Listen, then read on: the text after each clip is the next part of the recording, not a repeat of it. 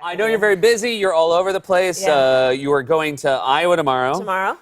You were caught. You were overheard by a reporter saying, and I want to get the quote right. Yes. I'm because obviously it's a very important state, and you want to make an impact. And it's a very important word. It's a very important word. Yes. So it's going to get beat by the censors, but it came from an emotional, not an emotional place. It came from a point it did, actually. Yeah. It You did. said I'm moving to Iowa.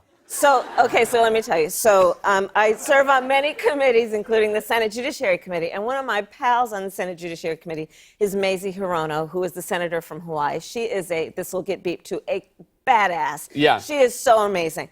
So I was at the Capitol, and you know, polls go up and down, right? And so I saw Mazie as I was walking down the stairs. It was just she and I.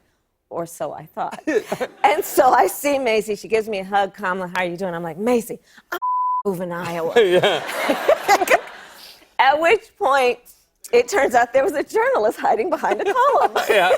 There's too many columns in D.C. Who then tweeted it, right, exactly. Yeah. And now it's like a T-shirt at Reagan, which is one of the famous T-shirt stores in Iowa.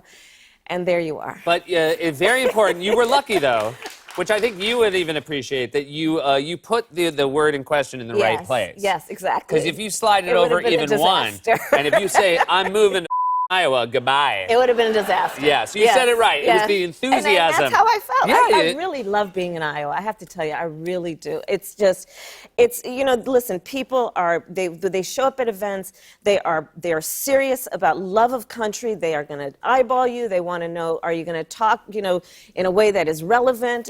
Well, I think they take it very seriously. And I know we've talked about this before. I'm from New Hampshire, and people there take very seriously, like, the fact that politicians are going to engage with them, and they have this very important thing. I will say, you saying how much you love Iowa, and I often hear from politicians how much they love New Hampshire. I hear it like every 4 years. It's weird.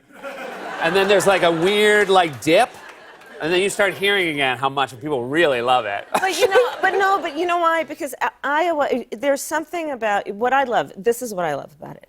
I love people who are just practical and who are no nonsense. And I could say other words that, again, would require a beep, right? But just who are no nonsense. And especially at this moment in time, people are standing in line for 2 hours in the cold and the heat.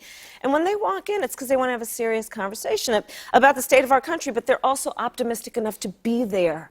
And to not, you know, stay at home thinking that nothing can get done or nothing will matter or that they can't make a difference. They know they can make a difference. I love that. Well, that's good that you are going to be able to spend some time there. You mentioned, Thank you. You mentioned the badassery of Mazie Hirono. You also got, you had a badass that I know very well portray you on SNL. I mean, you could do a lot worse than Maya Rudolph. I mean, I know.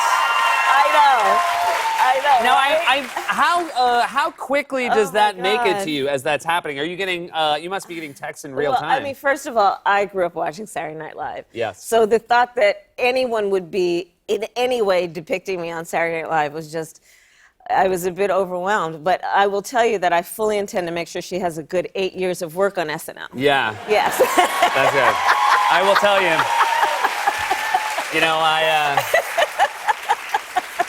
I played Senator John Kerry in 2004, and I thought I was going to get 8 years too. Right. I bought the boat and everything, and